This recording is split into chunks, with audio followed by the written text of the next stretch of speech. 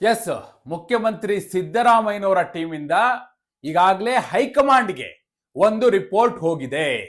ನಾ ಯಾವಾಗ ಹೋಗುತ್ತೆ ಇದು ಅಂತ ಕಾಯ್ತಾ ಇದ್ದೆ. ಡಿ ಕೆ ಶಿವಕುಮಾರ್ ಅವರ ಕೆಲವು ಅತಿರೇಕದ ನಡವಳಿಕೆಗಳ ಬಗ್ಗೆ ಸಿದ್ದರಾಮಯ್ಯನವರು, ಸತೀಶ್ ಜಾರಕಿಹೊಳಿ, ಎಂ ವಿ ಪಾಟೀಲ್ ಹೊರಗಡೆ ಏನ್ ಕೆಲವರೆಲ್ಲ ಮಾತಾಡಿದರೆ, ಕೆಲವರು ಮಾತಾಡಿಲ್ಲ. ಆದ್ರೆ ಇಂಟರ್ನಲ್ಲಿ ಒಂದು ರಿಪೋರ್ಟ್ ಹೋಗುತ್ತಲ್ಲ, ಅದರ ಬಗ್ಗೆ ನನಗೆ ಕುತೂಹಲ ಇತ್ತು. ಈಗ ಆ ರಿಪೋರ್ಟ್ ಹೋಗಿದೆ. ಡಿ ಕೆ ಶಿವಕುಮಾರ್ ಅವರು ಯಾವಾಗ ಸದ್ಗುರು ಅವರ ಈಶಾ ಫೌಂಡೇಶನ್ಗೆ ಹೋಗಿ ಅಮಿತ್ ಶಾ ಅವ್ರ ಜೊತೆ ವೇದಿಕೆಯನ್ನು ಹಂಚಿಕೊಂಡ್ರು, ಆಗ್ಲೇ ಕಿಡಿ ಹತ್ಕೊಂಡಿತ್ತು. ಆದ್ರೆ ಅದು ಈ ರೀತಿ ಕಾಡ್ಗಿಚ್ಚಾಗಬಹುದು ಅಂತ ಯಾರು ಊಹಿಸಿರ್ಲಿಲ್ಲ.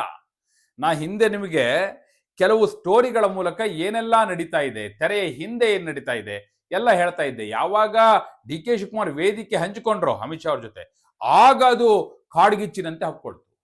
ಈಗ ಆ ಕಾಡ್ಗಿಚ್ಚಿನ ಕಿಡಿ ಹೈಕಮಾಂಡ್ ವರ್ಗೂ ಹೋಗಿ ತಲುಪಿದೆ. ಒಂದು ರಿಪೋರ್ಟ್ನ ಮೂಲಕ ಏನಿದೆ, ಮುಖ್ಯಮಂತ್ರಿ ಸಿದ್ದರಾಮಯ್ಯನವರ ತಂಡ ಕೊಟ್ಟಿರುವಂತ ರಿಪೋರ್ಟ್ ನಲ್ಲಿ ಡಿ ಕೆ ಶಿವಕುಮಾರ್ ಏನಾದ್ರು ಎಡವಟ್ಟು ಮಾಡ್ಕೊಂಡ್ರ, ಏನಾಗುತ್ತೆ ಪರಿಣಾಮ?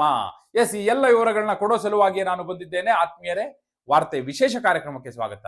ನಾನು ವೀರೇಂದ್ರ ಉಪ್ಪುಂದ. ನೋಡಿ, ಡಿ ಕೆ ಶಿವಕುಮಾರ್ ಅವರ ನಡೆ ಬಹಳ ಚರ್ಚೆಗ್ರಾಸ ಆಗಿದೆ.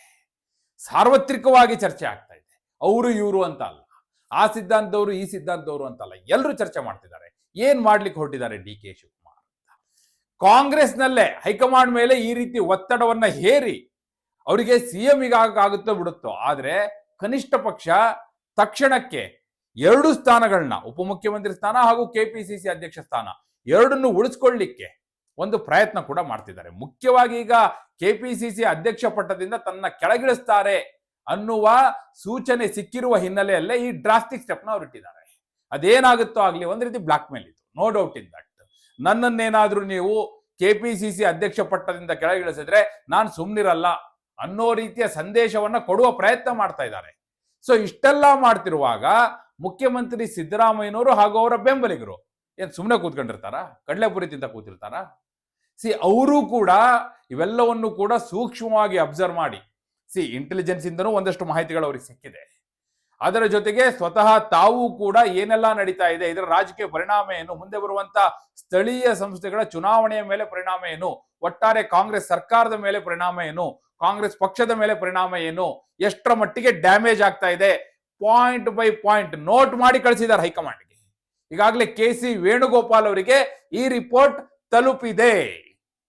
ನೋಡಿ, ಮೊನ್ನೆ ಡಿ ಕೆ ಶಿವಕುಮಾರ್ ಅವರು ವೇಣುಗೋಪಾಲ್ ಅವ್ರ ಜೊತೆ ಕೂತು ಮಾತನಾಡಿ ಬಂದ್ರು ಇದೇ ವಿಚಾರವಾಗಿ. ಅವರು ಪವರ್ ಶೇರಿಂಗ್ ನ ವಿಚಾರ ರೈಸ್ ಮಾಡಿದ್ರು. ಎಲ್ಲಿಯವರೆಗೂ ತಾನು ಮುಖ್ಯಮಂತ್ರಿ ಆಗೋದು ಯಾವಾಗ ಅಂತ ನಿಶ್ಚಯ ಆಗೋದಿಲ್ಲೋ ಅಲ್ಲಿಯವರೆಗೂ ನಾನು ಕೆಪಿಸಿಸಿ ಅಧ್ಯಕ್ಷ ಪಟ್ಟವನ್ನ ಬಿಡೋದಿಲ್ಲ ಅನ್ನೋ ಸಂದೇಶವನ್ನು ಕೊಟ್ಟರು. ಆದ್ರೆ ಹೈಕಮಾಂಡ್ ನ ತೀರ್ಮಾನ ಕಡೆಗೆ ಏನ್ ಮಾಡ್ಲಿಕ್ಕಾಗುತ್ತೆ? ಸೊ ಎಲ್ಲ ಚರ್ಚೆ ಮಾಡಿ ಬಂದಿದ್ದಾರೆ. ಆದ್ರೆ ಈಗ ಹೋಗಿದೆಯಲ್ಲ ರಿಪೋರ್ಟ್, ಇದು ಡಿ ಕೆ ಶಿವಕುಮಾರ್ ಪಾಲಿಗೆ ಅವರು ಮಾಡ್ಕೊಂಡಿರುವಂತ ಎಡವಟ್ಟೇನು ಅನ್ನೋದನ್ನ ಅರ್ಥ ಮಾಡಿಸುವ ಹಾಗೆ ಕಾಣಿಸ್ತಾ ಇದೆ. ಅವರಿಗೆ ಇದು ಮೈನಸ್ಸೇ, ನೋ ಡೌಟ್ ಇನ್ ದಟ್, ಅನುಮಾನವೇ ಬೇಡ. ಈ ರಿಪೋರ್ಟ್ ಹೋಗಿರೋದಿದೆಯಲ್ಲ, ಯಾಕಂದ್ರೆ ಸ್ವತಃ ವೇಣುಗೋಪಾಲ್ ಅವರು ಸಿದ್ದರಾಮಯ್ಯನವರು ಯಾವುದೇ ಒಂದು ವಿಚಾರವನ್ನು ಹೇಳಿದ್ರೆ ಎಷ್ಟರ ಮಟ್ಟಿಗೆ ಗಂಭೀರವಾಗಿ ತೆಗೆದುಕೊಳ್ತಾರೆ ಅನ್ನೋದು ಚೆನ್ನಾಗಿ ಗೊತ್ತಿದೆ. ಮತ್ತು ಸೈದ್ಧಾಂತಿಕ ವಿಚಾರಗಳಿದ್ವು. ಈ ವಿಚಾರದಲ್ಲಿ ಕಾಂಗ್ರೆಸ್ ತುಂಬಾ ಕಮಿಟೆಡ್ ಆಗಿದೆ. ಮಲ್ಲಿಕಾರ್ಜುನ್ ಖರ್ಗೆ ಅವರು ಸೇರಿದ ಹಾಗೆ, ರಾಹುಲ್ ಗಾಂಧಿ ಹಾಗೆ ವೇಣುಗೋಪಾಲ್ ಇತ್ತೀಚಿನ ವರ್ಷಗಳಲ್ಲಿ, ಅದರಲ್ಲೂ ಕೂಡ ಕರ್ನಾಟಕದ ರಾಜಕಾರಣದ ವಿಚಾರದಲ್ಲಿ ಸಿದ್ದರಾಮಯ್ಯನವರು ಏನ್ ಹೇಳ್ತಾರೋ ಅದನ್ನ ಬಿಟ್ಟು ಹೋಗಿಲ್ಲ ಅವರು. ಅದರಲ್ಲೂ ಐಡಿಯಾಲಜಿಕಲ್ ಇಶ್ಯೂಗಳು ಬಂದಾಗ, ಬೇರೆ ವಿಚಾರ ರಾಜಕೀಯದ ವಿಚಾರ ಬಂದಾಗ ಡಿ ಕೆ ಶಿವಕುಮಾರ್ ಅವ್ರ ಮಾತನ್ನು ತೆಗೆದುಕೊಂಡಿದ್ದಾರೆ. ಆದ್ರೆ ಐಡಿಯಾಲಜಿಕಲ್ ವಿಚಾರಗಳು ಬಂದಾಗ, ಸೈದ್ಧಾಂತಿಕ ವಿಚಾರಗಳು ಬಂದಾಗ ಸಿದ್ದರಾಮಯ್ಯನವ್ರ ಮಾತಿಗೆ ಮನ್ನಣೆಯನ್ನು ಕೊಡ್ತಾ ಬಂದಿದ್ದಾರೆ. ಈಗಲೂ ಕೂಡ ಅದೇ ಹಿನ್ನೆಲೆಯಲ್ಲಿ ಇಲ್ಲಿ ಸಿದ್ಧಾಂತದ ವಿಚಾರ ಬಂದಿರೋದು, ಬೇರೆ ಏನೂ ಅಲ್ಲ. ಸೈದ್ಧಾಂತಿಕವಾಗಿ ಡ್ಯಾಮೇಜ್ ಆಗ್ತಾ ಇದೆ. ಡಿ ಕೆ ಶಿವಕುಮಾರ್ ಹಿಂದೂ ಪರ ಅನ್ನುವಂತ ಸಂದೇಶ ಹೋಗ್ತಿರೋದು. ಕೇವಲ ಡಿ ಕೆ ಶಿವಕುಮಾರ್ ಹಿಂದೂ ಪರ ಅಂತ ಹೋಗ್ತಾ ಇಲ್ಲ. ನೆನ್ಪಿಟ್ಕೊಳ್ಳಿ, ಡಿ ಕೆ ಶಿವಕುಮಾರ್ ಕೆಪಿಸಿಸಿ ಅಧ್ಯಕ್ಷರು. ಕೆಪಿಸಿಸಿ ಅಧ್ಯಕ್ಷರು ಹಿಂದೂ ಪರ ಅಂತ ಹೋದ್ರೆ ಅಲ್ಲಿಗೆ ಕಾಂಗ್ರೆಸ್ ಹಿಂದೂ ಪರ ಅನ್ನುವಂತ ಸಂದೇಶ ಹೋಗುತ್ತೆ. ಅದು ಸ್ಥಳೀಯ ಸಂಸ್ಥೆಗಳ ಚುನಾವಣೆ ಕಣ್ಣೆದುರುಗಡೆ ಇರುವಾಗ ಇದು ಕಾಂಗ್ರೆಸ್ಗೆ ಡ್ಯಾಮೇಜ್ ಮಾಡ್ತಾ ಇದೆ. ನಮ್ಮ ಮೂಲ ಸೈದ್ಧಾಂತಿಕ ತತ್ವಗಳನ್ನೇ ಇದು ಅಲುಗಾಡಿಸ್ತಾ ಇದೆ ಅನ್ನುವ ಅರ್ಥದ ರಿಪೋರ್ಟ್ ಈಗಾಗಲೇ ಹೈಕಮಾಂಡ್ ನ ಕೈ ತಲುಪಿದೆ. ಅದರಲ್ಲಿ ಮತ್ತೆ ಒತ್ತಿ ಹೇಳಿದ್ದಾರೆ, ಇವೆಲ್ಲವನ್ನು ಕೂಡ ಅವಗಾಹನೆಗೆ ತೆಗೆದುಕೊಂಡು ತತ್ಕ್ಷಣ ಕೆಪಿಸಿಸಿ ಅಧ್ಯಕ್ಷರ ಬದಲಾವಣೆ ಮಾಡಬೇಕು ಅಂತ ಕೂಡ ಸೇರಿಸ್ಬಿಟ್ಟಿದ್ದಾರೆ. ಅದಕ್ಕೆ ಹೇಳಿದ್ದು ಡಿ ಕೆ ಶಿವಕುಮಾರ್ ಅವರು ಎಡವಟ್ಟು ಮಾಡ್ಕೊಂಡ್ರು ಅಂತ ಹೇಳಿ ಸುಮ್ಮನೆ ಅಲ್ಲ. ಅವರು ಹೀಗಾದ್ರೂ ಮಾಡಿ ಅವ್ರಿಗೆ ಗೊತ್ತಾಗೋಗಿತ್ತು ಇನ್ನು ಹೆಚ್ಚು ದಿನ ನನ್ನ ಕೆಪಿಸಿಸಿ ಅಧ್ಯಕ್ಷ ಸ್ಥಾನದಲ್ಲಿ ಉಳಿಸೋದಿಲ್ಲ. ಯಾವಾಗ ಸತೀಶ್ ಜಾರಕಿಹೊಳಿ ಡೆಲ್ಲಿಗೆ ಹೋಗಿ ಬಂದರು, ವೇಣುಗೋಪಾಲ್ ಅವ್ರ ಜೊತೆ ಮಾತುಕತೆ ನಡೆಸ್ಬಂದ್ರು, ಅದಾದ ಕೂಡಲೇ ಕ್ಲಿಯರ್ ಆಯ್ತು ಏನು, ಕೆಪಿಸಿಸಿ ಅಧ್ಯಕ್ಷರನ್ನ ಬದಲಾವಣೆ ಮಾಡ್ತೀವಿ, no doubt in that. Mallikarjun Kharge ಅವರು ಹೇಳಿಕೆ ಕೂಡ ಕೊಟ್ಟರು. ಹೈಕಮಾಂಡ್ನಿಂದ ಒಂದು ಸಂದೇಶ ಕೂಡ ಬಂತು ಸಿದ್ದರಾಮಯ್ಯ ಅವ್ರ ಟೀಮ್ಗೆ. ನೋಡಿ, ಕೆ ಎನ್ ರಾಜಣ್ಣವ್ರಿಗೆ ಸುಮ್ಮನಿರ್ಲಿಕ್ಕೆ ಹೇಳಿ, ಪಕ್ಷ ಕೆಪಿಸಿಸಿ ಅಧ್ಯಕ್ಷರ ಬದಲಾವಣೆ ಮಾಡಬೇಕು ಅಂತ ಏನು ಹೇಳಿದ್ದಾರೆ ಅದನ್ನ ನಾವು ಮಾಡ್ತೀವಿ, ನಿಮ್ಮ ಅಭಿಪ್ರಾಯ ಎಲ್ಲವನ್ನು ಕೂಡ ನಾವು ಕ್ರೋಢೀಕರಿಸಿದ್ದೇವೆ, ಅದನ್ನ ನಾವು ಮಾಡ್ತೀವಿ, ಕೆ ಎನ್ ರಾಜಣ್ಣ ಮಾತನಾಡ್ಕೊಡುದು ಅಂತ ಹೇಳಿದ್ರು. ಅದಕ್ಕೆ ಕೆ ಎನ್ ರಾಜಣ್ಣವ್ರು ನೋಡಿ ಮಾತಾಡ್ತಾ ಇಲ್ಲ, ಸೈಲೆಂಟ್ ಆಗಿದ್ದಾರೆ. ಯಾಕಂದ್ರೆ ತಾವ್ ಏನ್ ಕೇಳಿದ್ದು ಅದಾಗ್ತಾ ಇದೆ ಅಂದ್ಮೇಲೆ ಮತ್ತೆ ಯಾಕೆ ಮಾತಾಡ್ಬೇಕು ಅಂತ ಹೇಳಿ. ಆ ದೃಷ್ಟಿಯಿಂದ ನೋಡೋದಾದ್ರೆ ಈಗ ಡಿ ಕೆ ಶಿವಕುಮಾರ್ ಅವರು ಇಷ್ಟೆಲ್ಲ ಮಾಡಿದ್ಮೇಲೆ ಅದು ಯಾವ ರೀತಿ ಮೆಸೇಜ್ ಹೋಯ್ತು ಅಂದ್ರೆ, ಈ ರಿಪೋರ್ಟ್ ಅಲ್ಲಿ ಹೋಗಿದೆ ಏನಂತ, ಡಿ ಕೆ ಶಿವಕುಮಾರ್ ಇಷ್ಟೆಲ್ಲವನ್ನೂ ಕೂಡ ಮಾಡ್ತಾ ಇರೋದು ಬ್ಲಾಕ್ ಮೇಲ್, ಹೈಕಮಾಂಡ್ನೇ ಬ್ಲಾಕ್ ಮೇಲ್ ಮಾಡ್ತಾ ಇದ್ದಾರೆ, ಆ ಮೂಲಕ ತಮ್ಮ ಪಟ್ಟವನ್ನು ಉಳಿಸಿಕೊಳ್ಳುವ ಪ್ರಯತ್ನ ಮಾಡ್ತಾ ಇದ್ದಾರೆ. ಇಂಟೆಲಿಜೆನ್ಸ್ ರಿಪೋರ್ಟ್ ತಗೊಂಡು ಅದರಲ್ಲಿ ಅಟ್ಯಾಚ್ ಮಾಡಿ ಕಳಿಸಿದ್ದಾರೆ. ಏನಂತ ಇದೆ ಅಂದ್ರೆ, ನೋಡಿ, ಡಿ ಕೆ ಶಿವಕುಮಾರ್ ಸ್ವತಃ ಈಶಾ ಫೌಂಡೇಶನ್ ನಿಂದ ಆಹ್ವಾನವನ್ನ ಪಡೆದುಕೊಂಡು ಹೋಗಿದ್ದಾರೆ, ಹಾಗೂ ಅಮಿತ್ ಶಾ ಜೊತೆ ಯಾವ ಮಾತುಕತೆ ನಡೆದಿಲ್ಲ. ಅಮಿತ್ ಶಾ ಅವರಿಗೆ ಕೊನೆ 3-4 ದಿನಗಳವರೆಗೂ ಕೂಡ ಡಿ ಕೆ ಶಿವಕುಮಾರ್ ಬರ್ತಾರೆ ಅನ್ನೋದು ಕೂಡ ಗೊತ್ತಿರಲಿಲ್ಲ. ಅವರಿಗೆ ಯಾರು ಬಂದ್ರೆ ಏನು ಅಂತೇಳಿ ಅವರು ಮುಖ್ಯ ಅತಿಥಿಗಳು, ಅವ್ರು ಹೋಗಿದ್ದಾರೆ, ಭಾಗವಹಿಸಿದ್ದಾರೆ, ಬಂದಿದ್ದಾರೆ. ಇವ್ರು ಯಾವ ಮಾತುಕತೆನೂ ಮಾಡಿಲ್ಲ, ಇವ್ರನ್ನ ಅವ್ರು ಎಂಟರ್ಟೈನ್ ಮಾಡಿಲ್ಲ. ಸೊ ಬಿಜೆಪಿಗೆ ಹೋಗೋ ಮಾತು ಇಲ್ಲ. ಇದು ಸಿದ್ದರಾಮಯ್ಯನವರ ಟೀಮ್ ಇಂದ ಹೋಗಿರುವಂತ ರಿಪೋರ್ಟ್, ಅದರಲ್ಲಿರೋದು. ಇವೆಲ್ಲವೂ ಕೂಡ ಬ್ಲಾಕ್ ಮೇಲ್, ಹೈಕಮಾಂಡ್ನೇ ಬ್ಲಾಕ್ ಮೇಲ್ ಮಾಡ್ತಾ ಇದ್ದಾರೆ, ಪಟ್ಟವನ್ನ ಉಳಿಸಿಕೊಳ್ಳುವ ಸಲುವಾಗಿ ಈ ಬ್ಲಾಕ್ ಮೇಲ್ ಮಾಡ್ತಾ ಇದ್ದಾರೆ, ಹಾಗೂ ಈ ಮೂಲಕ ಕಾಂಗ್ರೆಸ್ ಅಲ್ಲೇ ಒಂದು ಗೊಂದಲವನ್ನು ಸೃಷ್ಟಿ ಮಾಡ್ತಾ ಇದ್ದಾರೆ ಅನ್ನುವಂಥದ್ದನ್ನು ಕೂಡ ಆ ರಿಪೋರ್ಟ್ ಅಲ್ಲಿ ಉಲ್ಲೇಖ ಮಾಡಿದ್ದಾರೆ. ನೋಡಿ, ಐಡಿಯಾಲಜಿಕಲ್ ಇಶ್ಯೂಗಳು ಬಂದಾಗ ಕಾಂಗ್ರೆಸ್ ಅಲ್ಲಿ ಎಲ್ಲರೂ ಕೂಡ ಒಟ್ಟಾಗ್ಬಿಡ್ತಾರಲ್ಲಿ ಡೆಲ್ಲಿ ಲೆವೆಲ್. ಸೊ ಮಲ್ಲಿಕಾರ್ಜುನ್ ಖರ್ಗೆ ಅವರಾಗಿರ್ಬೋದು, ವೇಣುಗೋಪಾಲ್ ಆಗಿರ್ಬೋದು, ರಾಹುಲ್ ಗಾಂಧಿ ಆಗಿರ್ಬೋದು, ಎಲ್ಲರೂ ಕೂಡ. ಆಮೇಲೆ ಈ ರೀತಿಯ ಒಂದು ಕ್ರೋಢೀಕರಿಸಿದ ಅಭಿಪ್ರಾಯ ಬಂದಾಗ ಮತ್ತೆ ನೋಡಿ, ಮಲ್ಲಿಕಾರ್ಜುನ್ ಖರ್ಗೆ ಅವರು ಸೈದ್ಧಾಂತಿಕ ವಿಚಾರಗಳಲ್ಲಿ ಬಹಳ ಕಟ್ಟುನಿಟ್ಟವರು. ಬೇರೆ ಯಾವ್ದ್ರಲ್ಲಾದ್ರೂ ರಾಜಿ ಮಾಡ್ಕೊತೀನಿ, ಅದ್ರಲ್ಲಿ ಮಾಡ್ಕೊಳ್ಳಲ್ಲ ಅಂತಾರೆ. ಇವನ್ ಬಿ ಕೆ ಹರಿಪ್ರಸಾದ್ ಅವರು ಅದೇ ನಿಲ್ಲುವು. ಹೀಗಿರುವಾಗ ಇದನ್ನ ಹೆಂಗ್ ಒಪ್ಕೋತಾರೆ? ಒಂದ್ ವೇಳೆ ಇಷ್ಟಾದ ನಂತರ ಈಗ ಏನ್ ಪರಿಸ್ಥಿತಿ ಬಂತು ಅಂದ್ರೆ, ಡಿ ಕೆ ಶಿವಕುಮಾರ್ ಅವರು ಈ ನಡೆಯನ್ನ ಮುಂದಿಟ್ಟಿದ್ರಿಂದ ಈಗ ಯಾವ ಪರಿಸ್ಥಿತಿ ಬಂತು ಅಂದ್ರೆ, ಈಗೇನಾದ್ರೂ ಹೈಕಮಾಂಡ್ ಕೆಪಿಸಿ ಅಧ್ಯಕ್ಷರನ್ನ ಬದಲಾವಣೆ ಮಾಡಲಿಲ್ಲ ಅಂದ್ರೆ ಡಿ ಕೆ ಶಿವಕುಮಾರ್ ಹಾಕಿದಂತಹ ಉಗ್ರ ಹಿಂದುತ್ವವಾದದ ಬೆದರಿಕೆಗೆ ಬಗ್ಗಿ ಕಾಂಗ್ರೆಸ್ ಹೈಕಮಾಂಡ್ ಕೆಪಿಸಿಸಿ ಅಧ್ಯಕ್ಷರ ಬದಲಾವಣೆ ಮಾಡ್ತಾ ಇಲ್ಲ ಅನ್ನುವಂಥ ಮೆಸೇಜ್ ಹೋಗುತ್ತೆ. ಇದು ದೇಶಾದ್ಯಂತ ಹೋಗುತ್ತೆ. ಬಿಹಾರದಲ್ಲಿ ಚುನಾವಣೆ ಇದೆ, ಅಲ್ಲಿ ಈ ಹಿಂದುತ್ವದ ಸಂದೇಶ ಅವ್ರಿಗೆ ಬೇಕಾಗಿಲ್ಲ. ಸೊ ಬಿಹಾರದ ಎಲೆಕ್ಷನ್ ಕಣ್ಣೆದುರುಗಡೆ ಇಟ್ಕೊಂಡು ಇವ್ರು ಹಿಂದುತ್ವ ಅನ್ಕೊಂಡು ಹೊರಟ್ಬಿಟ್ರೆ ಏನಾಗ್ಬೇಕು, ಅಲ್ಲಿ ಪರಿಸ್ಥಿತಿ ಏನಾಗ್ಬೇಕು, ಅಲ್ಲಿ ಚುನಾವಣೆ ಮೇಲೆ ಏನು ಪರಿಣಾಮ ಬೀರುತ್ತೆ, ಇದೆಲ್ಲ ಆಲೋಚನೆ ಮಾಡ್ತಾ ಇದ್ದಾರೆ. ಅದೇ ಕಾರಣಕ್ಕಾಗಿ ಈ ರಿಪೋರ್ಟ್, ಸಿಎಂ ಟೀಮ್ ಇಂದ ಹೋಗಿರುವಂತ ರಿಪೋರ್ಟ್, ಡಿ ಕೆ ಶಿವಕುಮಾರ್ ಅವರ ಪಾಲಿಗೆ ಬಹಳ ದೊಡ್ಡ ಡ್ಯಾಮೇಜ್ ಮಾಡ್ತಾ ಇದೆ. ಅದಕ್ಕೆ ಹೇಳಿದೆ, ಮತ್ತೆ ಮತ್ತೆ ಹೇಳ್ತೀನಿ, ಡಿ ಕೆ ಶಿವಕುಮಾರ್ ಅವರು ಎಡವಟ್ಟು ಮಾಡ್ಕೊಂಡ್ರು. ಆ ಕಡೆ ಬಿಜೆಪಿ ಹೋಗಕ್ಕೂ ಆಗಲ್ಲ, ಅಲ್ಲೇನು ಇವರಿಗೆ ರೆಡ್ ಕಾರ್ಪೆಟ್ ಹಾಕ್ಬಿಟ್ಟು ಕಾಯ್ತಾ ಇದ್ದಾರಾ, ಬಾಗ್ಲು ಓಪನ್ ಇಟ್ಟಿದಾರಾ?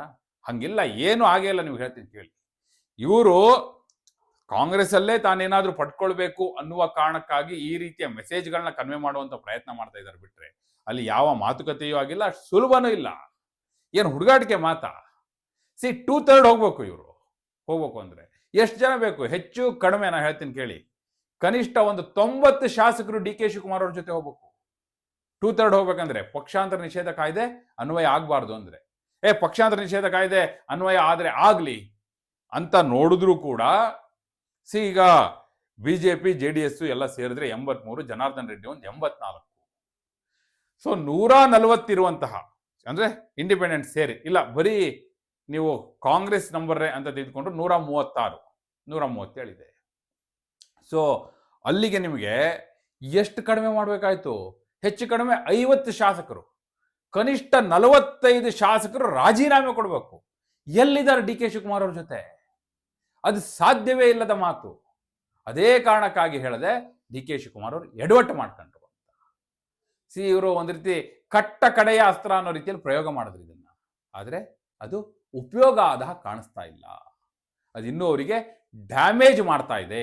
ಕಾಂಗ್ರೆಸ್ ಹೈಕಮಾಂಡ್ ಇವೆಲ್ಲವನ್ನು ಕೂಡ ಅತ್ಯಂತ ಸೂಕ್ಷ್ಮವಾಗಿ ಮತ್ತು ಅಷ್ಟೇ ಗಂಭೀರವಾಗಿ ಪರಿಗಣಿಸಿದೆ ಅನ್ನುವಂಥ ಮಾಹಿತಿ ದಿಲ್ಲಿಯ ಮೂಲಗಳಿಂದ ಬರ್ತಾ ಇದೆ.